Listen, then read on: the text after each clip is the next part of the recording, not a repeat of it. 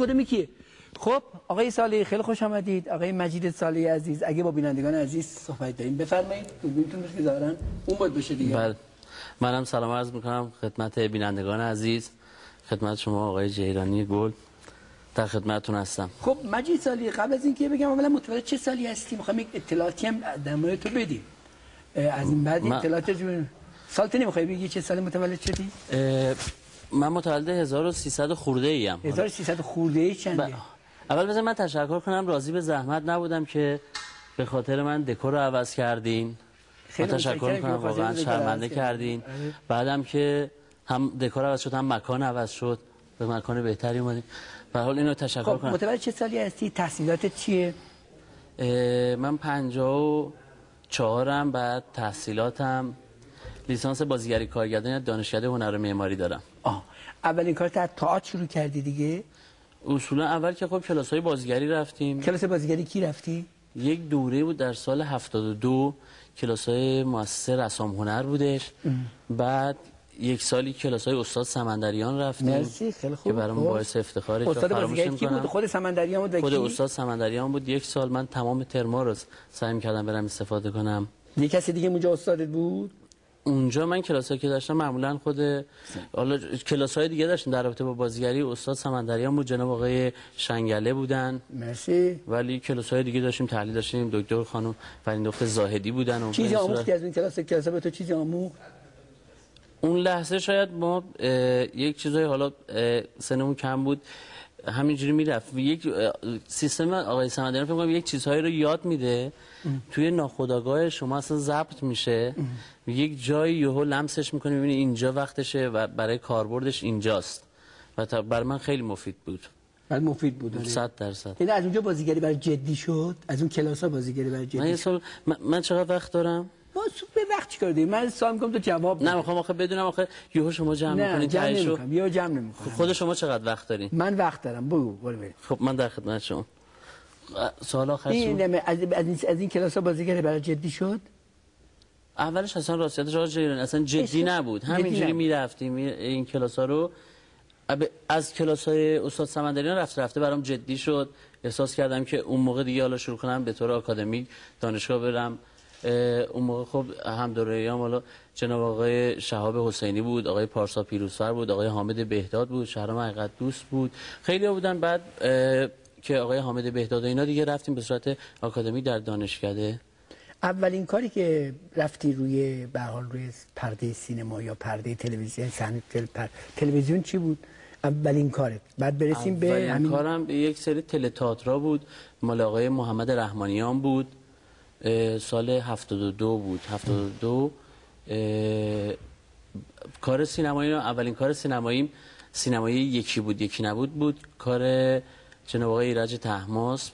اون کار سینمایی بود. تئاتر هم ظاهراً با من شب نشی در جهنم تو کاری دیدم. اون در واقع کار پایان نامه لیسانس بازیگری من بود که توی تئاتر شهرم اجرا شد. موفقم بوده مثل که. بله خیلی استقبال شد اون سال. خوشبختانه تئاترایی که حالا سعادت داشتم در کنار گروه‌های حرفه‌ای بودم همیشه استقبال شد الحمدلله. از اول فکر می‌کردی که بازیگر نقش کمدی بشی و اصلا جدی کمتر بازی کنی؟ یعنی این تصور رو داشتی؟ خب گرایشم به کمدی خب بیشتر بود. بله. یعنی معیارت در مورد بازیگر کمدی کسی بود تو دنیا که دوست داشته باشی مثلا بگی من دلم میخواد این بشم اون بشم یا از این چیزا؟ طبیعتا هر کی خب یه علاقه داره یک چیزی.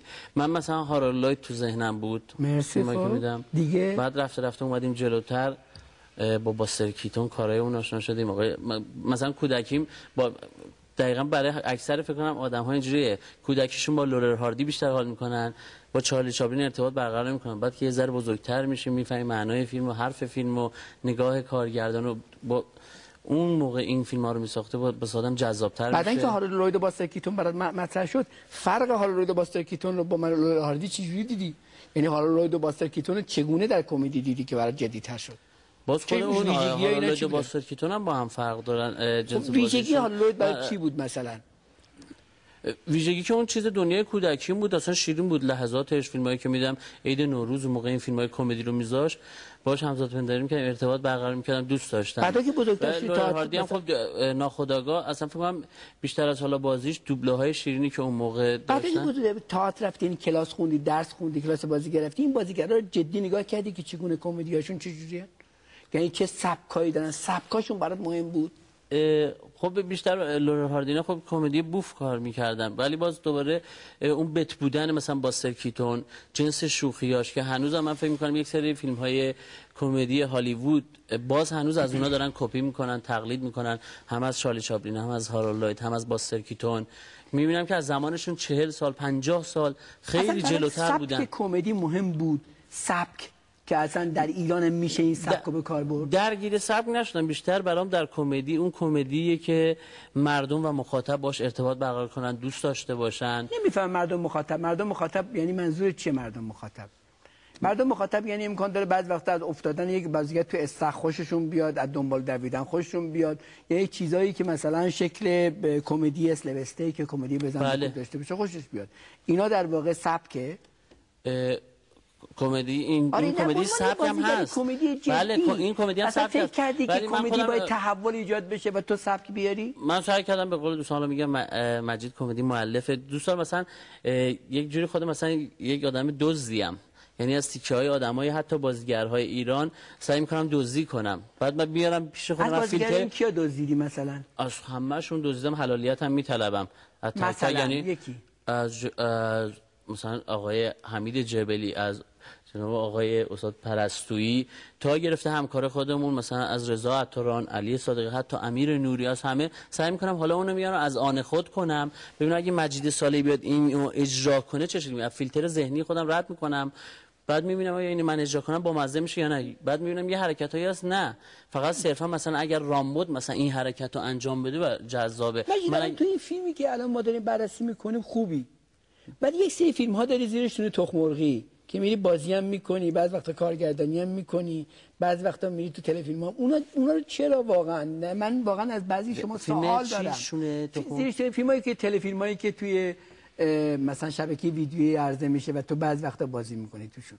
تو شبکه ویدیویی من فقط الان یک کار بوده، کار آخرین مجرد بوده، اونم خب نویسندش جناب آقای محمد رضا فاضلی بوده، نویسنده‌ای بوده که پشت کنکوریا رو نوشته، راندخار کوچک نوشته، اشترخانی رو نوشته بوده، کسیه که خب سالها با جناب آقای اصغر فرهادی کار میکرد، با هم رقص تقوار نشستن. به خاطر نویسنده و کارگردانش هم خود آقای فاضلی بود. من یه کاری هم تو یه تلفیلم هم بازی کردم تو زندگی، باز دوباره اون جاسوس بازی بود که کارگردانش آقای فاضلی بود. خب مجید جان الان این فیلمی که الان بازی کردی با ولی خب این شونه تخم مرغی، تو این شونه تخم مرغی نمیشه ما بگیم، یه وقتی ممکنه تو این شونه تخم مرغی فیلم مثلا شما پارک وی هم بذارن تو این شونه تخم مرغی بفروشن، تو سوپر فیلم آقای درباره الی هم بفروشن. نه ببین منظور این نیست که ببین من یه سری فیلمای شونه تخم مرغی منظورمون فیلم مثلا اصطلاح اینو من نمیدونم کی گفته، شونه تخم جواد رضویان گفت، اصطلاح بی‌نظیری هم گفته. خب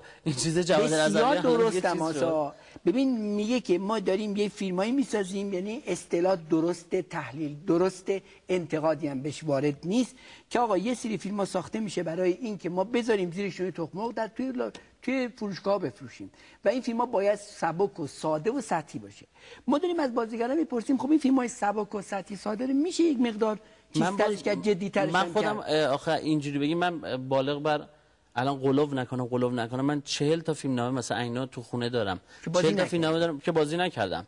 توی سینما مثلا میتونم بگم تو همین برهه مثلا 10 تا فیلم، آخه اسم نمیدونم باید ببرم یا نبرم، مثلا 10 تا فیلم مثلا همین الان که در حال تولیده مثلا خیلی داره پیشنهاد میشه، من 3-4 ماه دست نگه داشتم کار نکردم.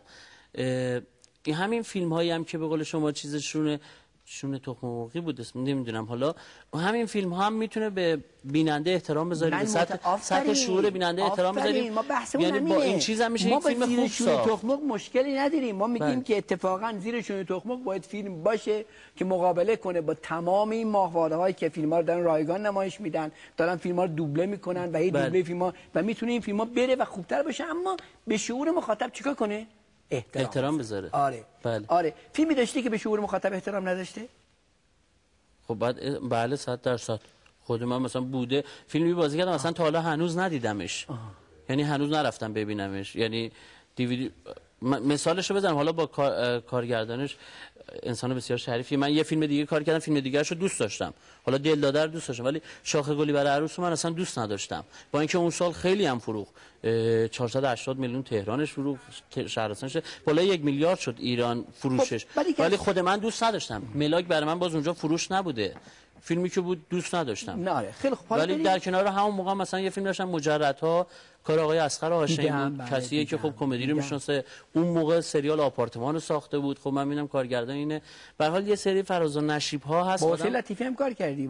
بله با جناب آقای لطیفی هم کار کردم. یه فیلمنامه‌ای بود جناب آقای ایرج طهماسب نوشته بودن، خوابگاه دختران، که نقش اصلی پسر رو اونجا باز می‌کنه. خیلی خوب بود. یکی از بازیکار خوبه تماس. این فیلمی که بازی کردی کار خوبی هم هست. از این راجع به این نقشی که بازی کردی در این فیلم جدید چگونه درش آوردی، چگونه ارتباط با کارگردان برقرار کردی، توضیح بده به ما که من آخرین سال. مرسی، لطفاً که میگین خوب بازی کردم، باعث دلگرمیه که من حالا کارهای بعدی رو بس با تأمل بیشتر انتخاب کنم.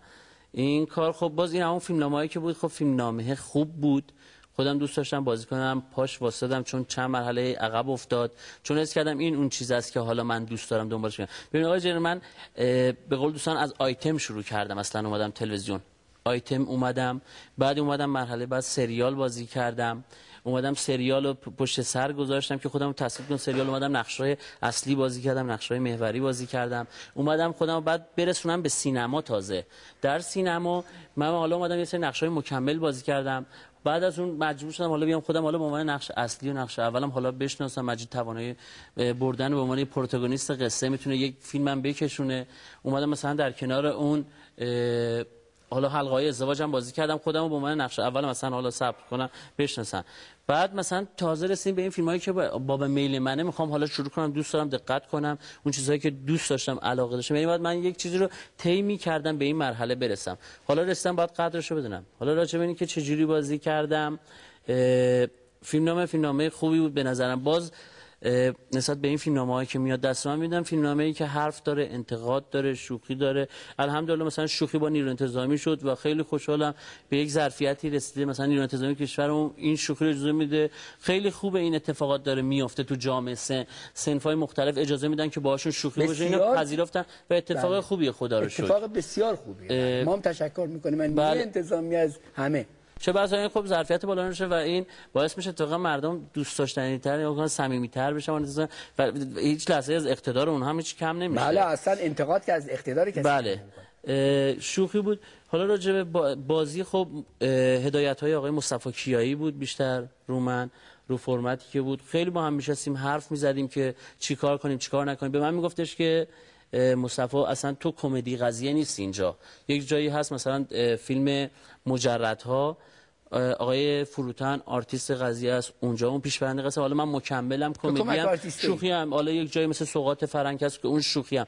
اینجا اتفاقا از من می‌خواست تو کمدی اصلا بازی نکنی، حالا نه اینکه یهو 100% بهش میگم جدی نگیریم که یهو بیننده پس بزنه یا یک کنتراست شدیدی ایجاد بشه. به هر حال یه هارمونی در بین بازیگرها کل فیلم مجموعه باید به وجود بیاد دیگه.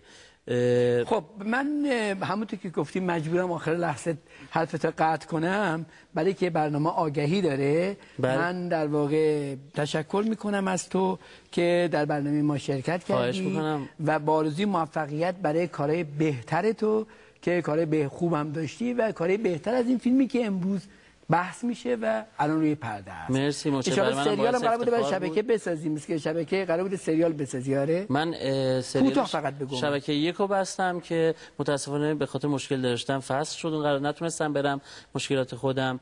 الان هم 3 صحبت شده هم 5 صحبت شده. ان شاءالله که موفق و پیروز باشی. که خیلی متشکرم. زنده باشی. خب میریم برای یک آگهی پخش میشه و بعد از پخش آگهی دوباره